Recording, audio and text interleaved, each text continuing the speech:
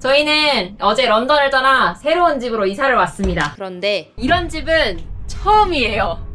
왜냐? 바로 물 위의 집이거든요. 그동안 저희는 세상에 존재하는 다양한 주거 방식을 찾아 직접 살아보기에 도전해 왔는데요. 이번에 선택한 건 바로 바다 위에 움직이는 집, 요트 위의 삶입니다. 그 시작은 2달 전 저희에게 도착한 흥미로운 메일에서 시작합니다. 안녕하세요, 히시열드님. 저는 유튜버 모칠레로입니다. 지난 3년 정도 캠핑카로 여행하며 콘텐츠를 만들었고 작년부터 요트로 유럽을 향해 중입니다. 최근 영상 즐겨보는 히시월드가 유럽에서 한참 여행하고 계시더라고요. 제 요트에도 한번 오셔서 생활해보면 어떨지 제안드립니다. 그렇게 저희는 랭큰 비행기표를 끊고 가방 메고 비행기 타고 아프리카 티니지에 도착했습니다. 저희 아프리카 처음 와요. 아프리카에는 슬픈 이야기가 있단다. 2년 전 저희는 아프리카 여행을 하루 앞두고 큰 사고를 당했는데요. 그때부터 아프리카 대장정이 시작될 예정이었는데 이렇게 아프리카를 오게 되네요. 그 당시 모찔레로님이 아프리카 여행 중이셨고 가서 만날 수 있지 않을까 생각도 했었는데 돌고 돌아 이렇게 만날 생각을 하니 감회가 새롭더라고요. Thank you so much, 프란. 바이바이. 근데 문제가 하나 있습니다. 바로 요트 주인이 지금 요트에 없다는 건데요. 이 사진 하나만 보고 어딘지 찾아야 됩니다. 배 이름은 해랑입니다. 추워. 일단 직원분을 만났습니다. 그래서 여쭤봤어요. 열어주실 수 있을 것 같습니다. 이거야? 해랑이다. 유튜브에서만 보던 배를 직접 보니까 진짜 신기하더라고요. Thank you so much. 근데 도대체 배에 어떻게 타야 하나 싶은데 그러니까 이걸 어떻게 건너가지요? 빛을 비춰보니까 유튜브에서 봤던 널빤지가 있더라고요. 이거다. 이게 플랭크다. 이거를 야 무서워. 엄청 무서워. 어떻게 건너가냐? 이거 공포 게임 아니야? 영상으로 보면 별거 아닌 것 같지만 이거 꽤 무섭습니다. 무서워서 못하겠는데? 으아! 이거. 조심해. 주인 없는 배에 들어가려니 뭔가 기분이 이상한데요. 우와. 이제 뭐 하래 와서? 지금 켜봅시다. 일단 불을 켜고 가지고 있는 짐을 옮기며 요트 생활 준비를 시작했습니다. 저희 이제 저녁을 먹습니다. 너무 배고파요. 도대체 이놈의 가짜 한식 대체 언제까지 먹는가? 코리안 관련된 소스가 들어있거나. 그렇게 맛없는 가짜 한식으로 저녁을 때우고 저희는 내일 본격적으로 선장님도 배도 구경해보는 걸로. 수마를 이기지 못하고 먼저 잠이 들었는데요.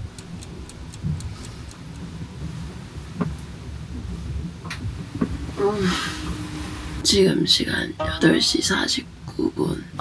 어제 선장님은 3시 반쯤 돌아오신 것 같았는데 잠이 없으신가? 1시간 전부터 돌아다니시는 것 같더라고요. 와, 쇼트 슬리퍼신가? 어쨌든 좀 이제 일어나긴 해야 될 것 같습니다. 인사를 해야죠. 간다 이제. 깜짝이야. 조나심입니다. 안녕하세요. 반갑습니다. 천전님, 희씨님, 안녕하세요. 희씨, 히피. 히피, 시월님. 네. 반가워요, 반가워요. 웰컴. 우리 그 해랑이 요트에 온 걸 환영합니다. 네, 감사합니다. 네. 근데 왜 이렇게 일찍 일어나셨어요? 아침에 해 뜨면 깨요. 진짜요? 요트 생활이 너무 왜 그래? 긴장하면 오버한 타입. 그렇게 첫 아침 식사를 함께하면서 친해지는 시간을 가졌습니다. 인사 나누고 대화했고 저희가 여기서 당분간 지낼 거기 때문에 짐 정리를 조금 하려고 합니다. 집 청소도 하고요. 새 살림을 시작했으니 청소는 기본이겠죠? 청소 시작! 해랑이를 깨끗하게! 특히 항해 중에는 밖에 나와 있는 물건이 있으면 떨어질 수 있기 때문에 배를 타고 떠나기 전에 잘 치우고 정리해 놓는 게 중요합니다. 히시월드 하면 또 청소 아니겠어요? 각종 하우스 시팅과 다양한 일들로 다져진 청소 실력을 발휘했습니다. 지금 오늘이 1일차인데 날씨도 좋고 풍경도 좋고 끝내줍니다. 어제까지 런던에 있었다는 게 믿기지 않네요. 지금 저희가 있는 곳은 튀니지, 모나스트리인데요. 튀니지는 한국인에게 포카리 스웨트 촬영지로 잘 알려진 나라입니다. 유럽인들이 사랑하는 지중해 휴양지인 만큼 정말 예쁘죠? 수백 대의 요트가 정박한 이곳을 마리나라고 하는데요. 캠핑카로 치면 유료 캠핑장 같은 느낌이랄까요? 이곳에서 쉬면서 전기와 수도 시설도 이용하고 배 정비도 하고 주변 관광지를 여행할 수도 있습니다. 그 알라딘에 나오는 원숭이 같아. 자, 그럼 이제 본격적으로 저희가 지낼 물 위의 집, 요트를 구경해 볼까요? 일단 이 요트의 이름은 해랑이에요. 바다를 유랑한다는 뜻이고요. 이 배의 스펙에 대해서 간단히 설명하자면 총 길이 14.5m, 폭 4.5m, 무게 2.5톤짜리 요트고요. 2017년식, 올해로 8살입니다. 요트에 타면 제일 먼저 보이는 이 공간을 콕핏이라고 부릅니다. 여기는 요트를 조정할 수 있는 공간이자 동시에 야외 테라스 같은 공간이에요. 이제 요거를 테이블을 이렇게 피면 여기서 식사도 하고 커피 한잔 하고 쉴 수 있고요. 이제 요 콕핏 위쪽에 중요한 시설들이 또 붙어 있는데 제일 먼저 요거는 태양열입니다. 430짜리 3개가 붙어 있어서 1290W를 생산할 수 있고 요 정도면 냉장고 포함 주방기기 다 사용하면서 여러 명이 6개월 동안 전기 충전 없이 생활할 수 있었다고 하더라고요. 그리고 또 한국인에게 꼭 필요한 거 인터넷 아니겠습니까? 하이. 바로 여기에 스타링크가 있습니다. 위성으로 인터넷을 받아서 사용하는 건데요. 요거에 대해서는 나중에 자세히 설명해 보도록 하겠습니다. 그리고 요 밑에 보면 이제 물을 저장할 수 있는 공간도 따로 있습니다. 근데 이 요트는 좀 특별한 시설들이 있습니다. 짜잔! 바로 여기가 수영 데크입니다. 이 데크를 펼친 다음에 여기에 사다리를 설치해서 수영도 가능하고요. 그리고 이게 다가 아닙니다. 파티를 위해서 필요한 건 뭔가요? 바베큐 그릴이 있습니다. 짜잔! 모찌레로 영상을 보신 분들은 아시겠지만 여기서 삼겹살을 구워 먹으면 됩니다. 옆에 개수대도 있어서 편하게 이용할 수 있어요. 아, 이런 거 보니까 하이가 이제 너무 기다려지는데요?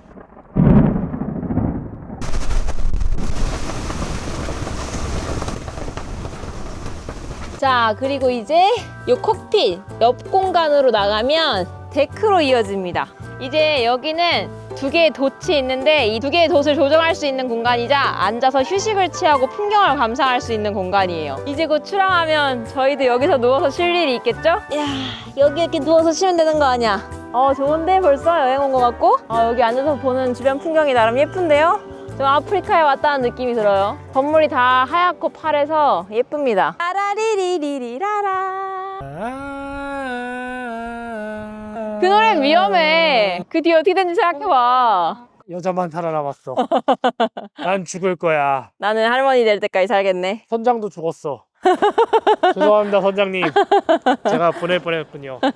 죄송합니다. 그리고 지금 여기 보면 이 데크 위에 고무보트가 하나 있는데 요거 이제 딩이보트라고 합니다. 모터 달아서 운전할 수 있는 조그만한 보트고요. 그리고 여기 조그만 패들보드도 있습니다. 이제 이 안쪽으로 들어가서 집 내부를 구경해 보겠습니다. 자, 이렇게 들어가면 있는 요 공간이 바로 핵심 생활 공간인 살롱입니다. 물 위에 집에서 산다고 하면 그거 작아서 어떻게 살지? 생각하시는 분들이 있을 텐데 보다시피 이 요트는 꽤 넓습니다. 내부 면적이 총 18평이라고 하는데요. 이 요트가 12인승 요트라고 하더라고요. 여기서 저희가 이제 밥도 먹고 일도 하게 될 거고요. 이 오른쪽에는 주방이 있습니다. 이 여느 주방과 크게 다를 거 없죠? 꽤 널찍합니다. 여기에는 다 있어요. 수납 공간도 있고 이 가스 버너도 있고 커피포트, 밥솥, 이탈리아에서 사온 커피 머신, 그리고 냉장고 2칸 있는데 꽤 넓죠? 그리고 무려 오븐까지 있습니다. 사실상 주방에 갖출 수 있는 건 다 갖추고 있습니다. 그 다음으로 제일 중요한 저희가 자는 공간은 어디냐? 이제 이 뒤쪽을 보시면 2개의 침실이 있습니다. 저희가 자는 방은 왼쪽인데요. 이 침대가 생각보다 넓더라고요. 짜잔! 길이도 꽤 충분합니다. 여기 끝까지 들어오면 이만큼이나 남아요. 총 2명이 넉넉히 쓸 수 있는 공간이에요. 이 침실 곳곳에 창문이 있어서 생각보다 답답한 느낌이 아니에요. 그리고 이쪽을 열어보면 수납 공간도 있고요. 이미 저희 살림살이가 한가득이죠. 그리고 이쪽으로 나가면 바로 화장실이 있습니다. 네, 이쪽 화장실은 지금 창고로 사용을 하고 있어요. 그렇게 화장실 하나에 침실 하나, 마찬가지로 이쪽도 침실 하나에 화장실 하나씩 있습니다. 이제 여기가 저희가 사용하는 화장실이에요. 무난하죠? 큰 거 작은 거 할 거 없이 여기서 다 해결을 하고요. 그리고 샤워도 할 수 있습니다. 요거를 이렇게 당겨서 샤워를 할 수 있습니다. 요 뒤쪽 2개는 저희처럼 이곳에 머무는 게스트들이나 크루를 위해서 사용되고 있고 가장 중요한 선장님 방이 이쪽에 있습니다. 물론 들어가도 된다는 동의를 받았습니다. 짜잔! 여기가 사실 원래는 왼쪽 오른쪽이 갈라진 2개의 침실이었대요. 여기 이제 칸막이가 있었었는데 그걸 제거하고 하나의 침실로 만들어서 꽤 넓죠? 여기는 잘하면 진짜 한 3명, 4명도 누울 수 있을 것 같아요. 이 왼쪽에 보면 지금 사용하고 계시는 화장실이 하나 있고요. 이 오른쪽에 사용하지 않는 화장실이 또 하나 있습니다. 근데 그게 다가 아닙니다. 이 요트에는 곳곳에 숨겨진 수납 공간들이 따로 있어요. 콕핏 테이블 밑과 의자 밑, 꽤 넓은 공간이 숨겨져 있습니다. 침대 밑과 여기도 수납 공간이 있고요. 침실 바닥 밑, 수납 공간이 있고요. 살롱 밑에도 테이블 밑과 의자 밑, 수납 공간이 있고요. 의자 밑에도 여기도 수납 공간이 있고요. 여기 냉동고도 있습니다. 이렇게 곳곳에 수납 공간이 있고요. 마지막으로 배에서 가장 안에 들려서 가장 중요하다는 위치에 와인 창고가 있습니다. 이게 프랑스 배라서 프랑스 사람들한테는 와인이 안 흔들려서 술맛이 안 변하는 게 제일 중요하기 때문에 여기에 와인 창고가 있다고 해요. 자, 이제 요트 소개는 끝났고 저희가 이제 이 공간에서 3주에서 한 달 정도를 지내면서 항해를 할 예정입니다. 이제 내일 모레부터 저희는 본격적으로 항해를 할 겁니다. 지금 있는 튀니지 모나스티르에서 시작해서 이탈리아 사르데냐까지, 또 이탈리아 사르데냐에서 스페인 마요르카까지 항해를 할 예정입니다. 이 항해를 통해 저희가 이루고 싶은 목표가 2가지 있어요. 일단 첫 번째는 누적 항해거리 700마일 이상 달성하기입니다. 사실 저희가 나중에 보트 히치하이킹을 시도해보고 싶다는 꿈을 꾸고 있었거든요. 히치하이킹은 주로 길에 서서 다른 사람의 자동차를 얻어 타는 여행 방식인데요. 대중교통이 없는 지역에서 다양한 사람들을 만날 수 있어 배낭여행자들이 즐겨하곤 합니다. 예전 영상 보신 분들은 아시겠지만 저희가 히치하이킹을 굉장히 좋아하는데 근데 차가 아니라 배를 얻어 타면서 바다를 건널 수 있다고 하더라고요. 실제로 이 모찔레로 선장님도 그렇게 1년 정도 여행을 해보신 적이 있으시대요. 근데 차 히치하이킹하고 다른 점은 이거는 어느 정도 세일링 경험이 필요하다고 하더라고요. 보통 항해한 거리를 기준으로 사람을 뽑는다고 합니다. 그 시작이 되는 경험을 여기서 쌓고 시작하고 싶어요. 2번째, 이건 훨씬 더 어려운 목표인데 24시간 동안 저희끼리만 항해해보기. 이거는 선장님께 미리 여쭤봤는데 저희가 충분히 실력이 갖춰졌다 생각하면 기회를 주실 수 있다고 하더라고요. 얼만큼 잘 배우는지에 따라서 우리가 한번 상의해 볼 수 있지. 그리고 마지막 3번째는 저희끼리만 알고 있는 건데 마지막까지 안 싸우기가 있습니다. 사실 커플 싸움에 낀 솔로만큼 짜증나는 일이 또 없잖아요. 그럴 때 옆에 있는 사람은 굉장히 곤란하잖아요. 여기 있는 동안만큼은 저희가 서로에게 천사가 되어보기로 했습니다. 아무튼 이제 내일 모레면 본격적으로 저희가 항해를 하게 될 텐데 그러기 위해선 준비해야 되는 게 있습니다. 첫 번째, 배를 정비해야 합니다. 출항 전 배의 상태가 괜찮은지 이곳저곳 체크해봐야 하는데요. 제일 먼저 메인 돛을 확인하기로 했습니다. 돛은 잘 펴지는지 상태는 괜찮은지 직접 눈으로 확인해야 합니다. 안전을 위해서 말이죠. 이런 거 꼼꼼하게 안 해서 사고 난 적도 있어요? 나는 많지. 자, 그럼 2번째. 이제 장 보러 가려고 합니다. 당장 내일부터 사르디냐까지 2박 3일가량 항해를 계속할 예정이기 때문에 그동안 저희가 식사할 음식을 구해와야 합니다. 처음으로 튀니지에서 장 보러 갑니다. 제일 먼저 보충해야 하는 건 마실 물인데요. 항해할 때 물을 구할 수 없기 때문에 이 생수를 잔뜩 사야 돼요. 그래서 원래 한 30통 정도 챙긴다고 하더라고. 그렇게 생수 24통을 구매해서 배에 실었고요. 이제 먹을 것도 사야겠죠? 자, 땅을 보시지요. 시월 엄청 웃겨. 여기 아저씨가 너 영어 할 줄 알아? 이러더니 이 사람 알아? 하면서 보여줬는데 모찔레로였어. 오케이, 장도 다 봤습니다.